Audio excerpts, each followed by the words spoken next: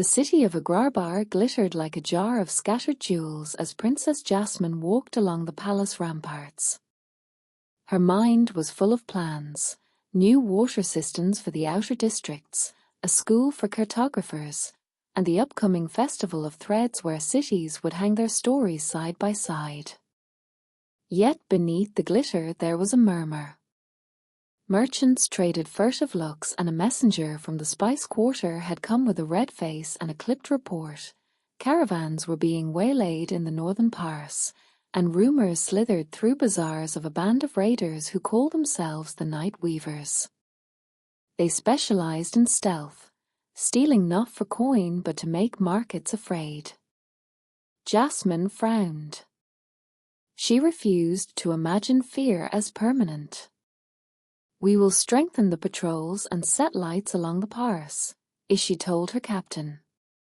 He nodded, but his eyes said the truth she tried to put down. Agrarbar's peace had been frayed. That evening, a stranger shadowed her walk through the palace gardens. He left a folded note tucked into the rose vines, the ink smeared by haste, a meet by the old caravan house at moonrise. "Come alone or all is not well." Jasmine's pulse quickened. Was this a trap or a plea? Her mind began to map dangers and possibilities, instinct and principle pulling in different directions. She knew waiting for counsel might mean warning others and losing surprise. Going alone could mean falling into an ambush. Still, there was a stubbornness inside her that said some things must be faced, not postponed.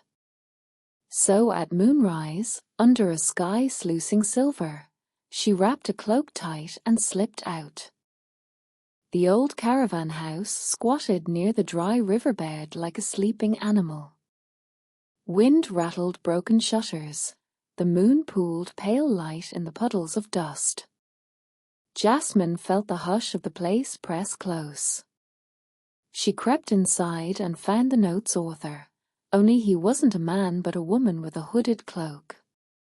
Her voice was a whisper of silk. "Princess," Ishi said, and Jasmine's relief turned to puzzlement. "Thank you for coming. They took my brother. They will come for you next."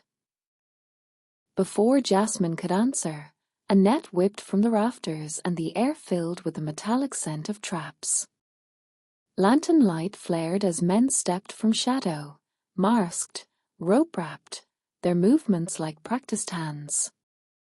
Jasmine tried to reach for her dagger, but a hand clamped her wrist.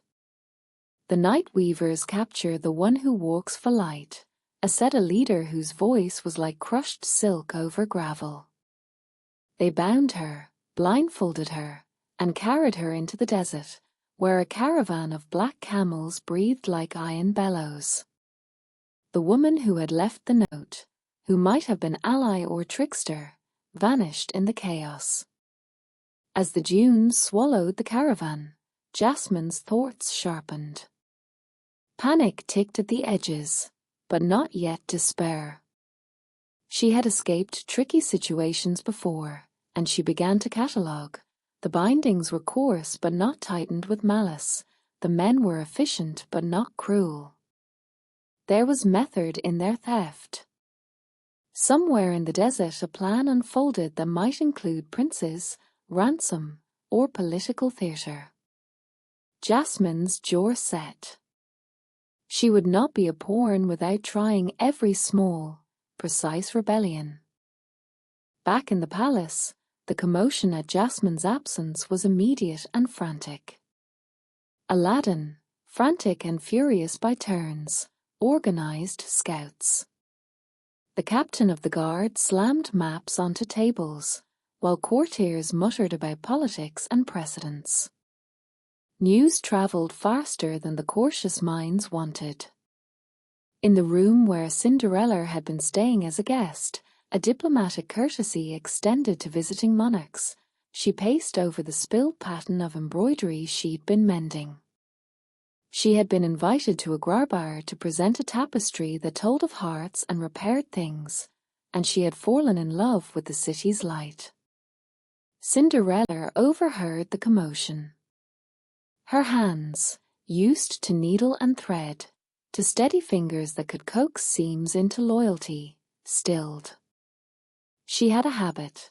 When someone was in trouble, she sent the smallest, most honest help she could. She also had friends the palace folk often underestimated, tiny, persistent creatures with clever pores and loyal hearts. That night she gathered a handful of mice, cradled them like a mother gathering kittens, and whispered a plan. These were not ordinary mice. These were friends who had crawled under hearts and through cartwheels, who'd pulled out thorns and tightened laces. They could go places whisperers could not. Cinderella sewed a small pouch from saffron ribbon and tucked into it a shining thimble, a scrap of mirror, and a bead of rare perfume.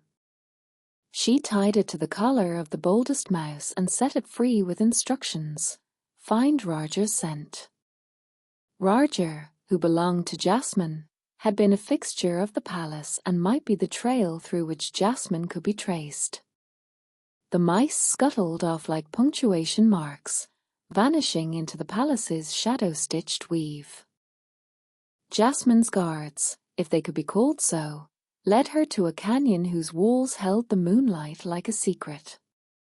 They pushed her into a small grotto where wind picked away her cloak. She sat on sand colder than she expected at nightfall, the stars indifferent. They asked nothing of her. Instead they left her with a single sealed earthen jar. The leader had an odd ritual about it. He placed it before her and said, "You are a symbol, princess. Keep your crown in mind and your people in fear.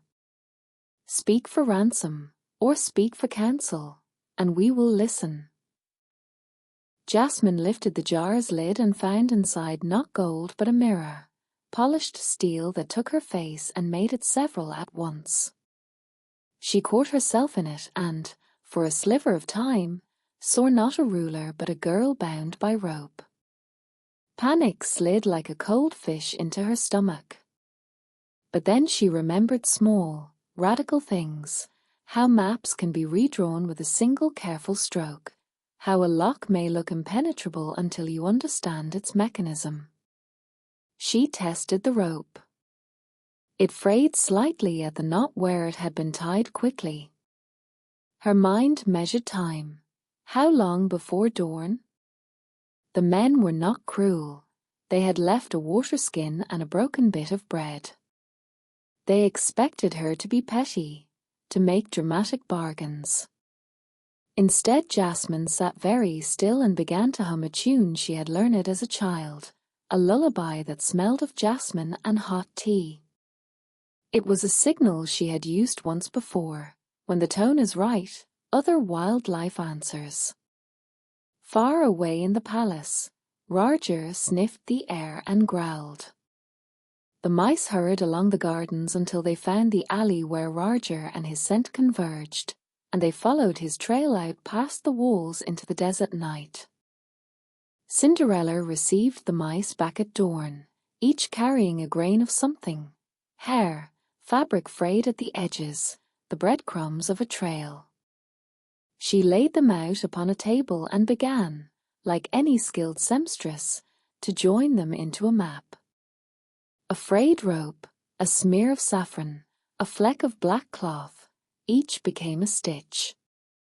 They took her north of the old caravan road, as she announced, more to herself than to the anxious courtiers crowding her makeshift workshop.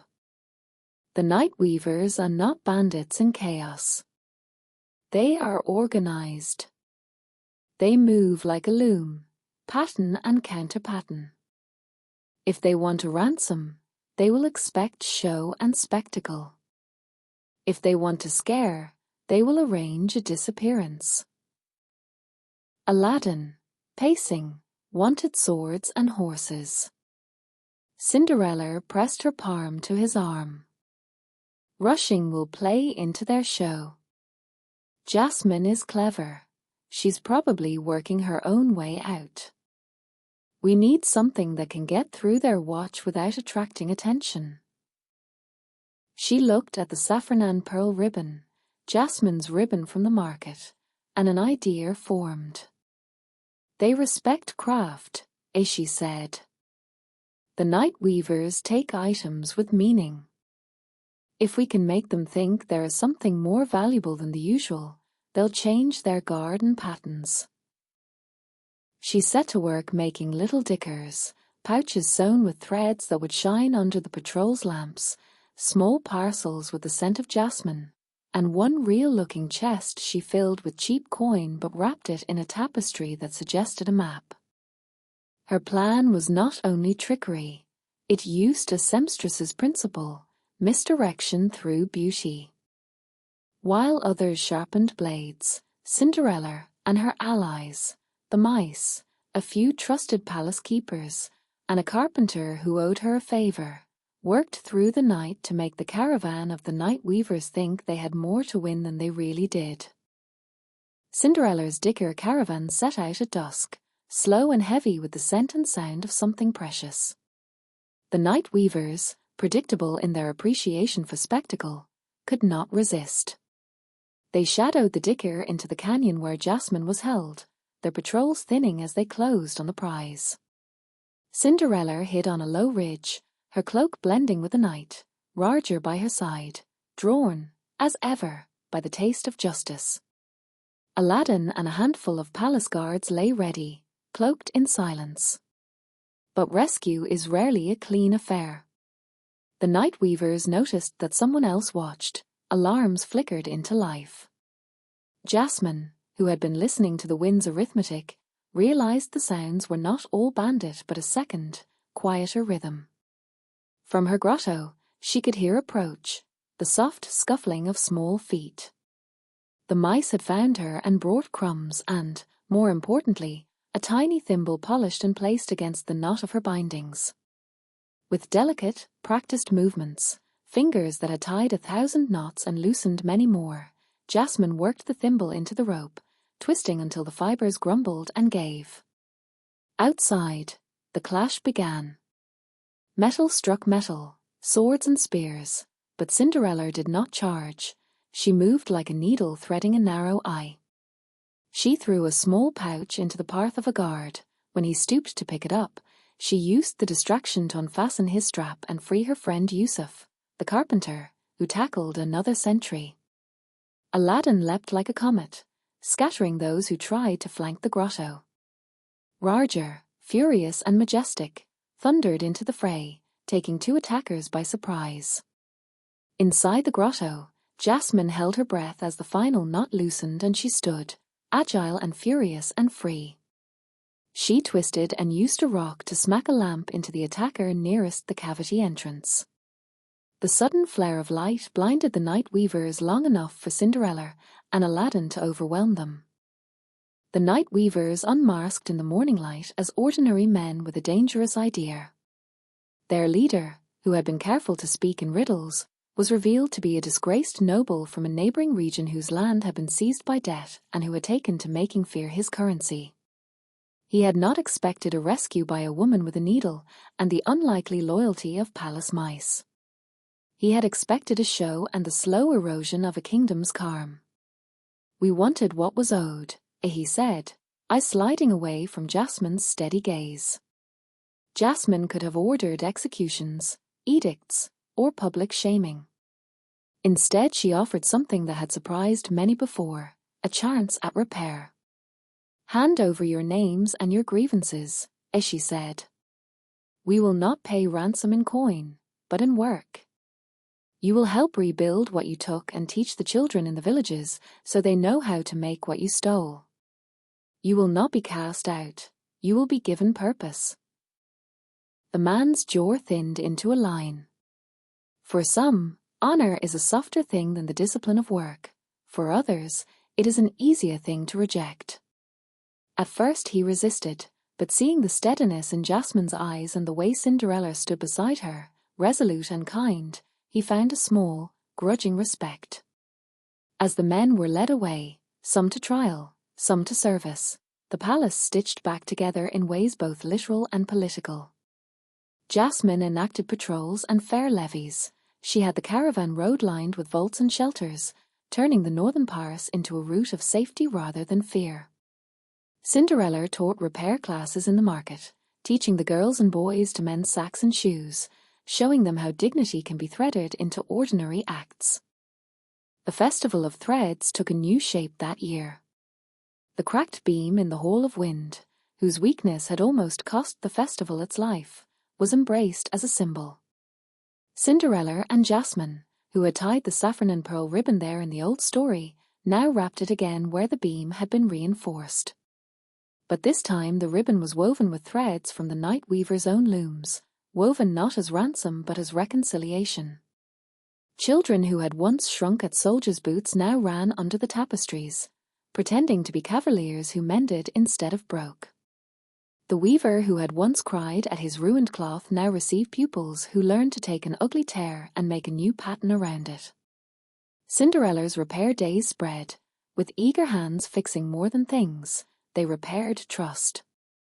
In the hall, Jasmine stood beside Cinderella as musicians played a rhythm that sounded, to her, like a loom finding its beat. "You saved me," as she said softly, not as a queen but as a woman letting herself be small and human. Cinderella answered, "No, together." They hugged with that particular warmth of people whose lives had romantically braided through danger and found friendship. Around them, the festival's colors were richer because they had been earned in sweat and small victories. The weeks after the festival were a flurry of practicalities.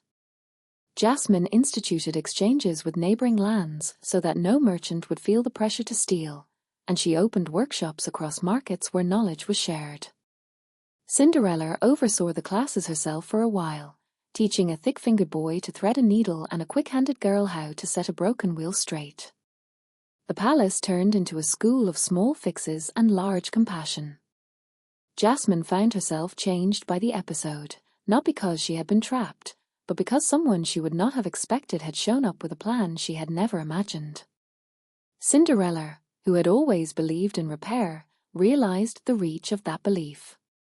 "Repair is not only for broken things," as she said once, as they walked in the palace gardens, hands full of apricots.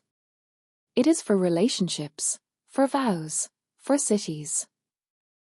Jasmine smiled and thought of how dangerously simple that idea was, how a city might be stronger if it expected to be mended not by decree but by daily kindness. She drafted new ordinances, apprenticeships for youth, a fund for emergency shelters on the roads, and a festival endowment to ensure the Festival of Threads would always be more than show. Seasons rolled, the desert learned a better grammar of safety, and the caravan road became not a place to fear but a way to teach. In winter's lull, a package arrived for Cinderella, a square of cloth stitched with tiny compass roses and tiny windows, sewn with threads both saffron and pearl. Jasmine had woven each stitch with a hand that had once been bound and now was steady. Inside the parcel lay a small note, it for the woman who tied courage with thread. Cinderella kept that cloth by her bedside as a reminder. Jasmine wore the bracelet she had braided from the festival's ribbon, and when she looked at it she thought of the night she had been captured and the strange, tender hands that had helped untie her chains. They continued to write letters and trade seeds and recipes, and sometimes they met at festivals, at cottages, or on ridges where caravans moved like slow histories. When children asked what it meant to be brave, Jasmine would tell them of negotiation and stubbornness and standing up for people who could not stand yet. When villagers asked Cinderella what it meant to make a difference, she would say, start with a stitch. Start with a kindness." And the world, which is made of small threads as much as great deeds, remembered the night weavers not only as thieves but as people who had been caught and given the humble, trial work of repair. In the end, the story they told, of a princess in trouble and a seamstress who came with mice and plans, became a small legend. It was not the sort of legend that glorifies war or theft, it was the kind that teaches hands to work together. The saffron and pearl ribbon hung in the Hall of Wind, not as a trophy but as a promise. When things break, they may be mended. When people wander, they may be taught to return. When leaders fall into traps, friends sometimes come from the most surprising corners.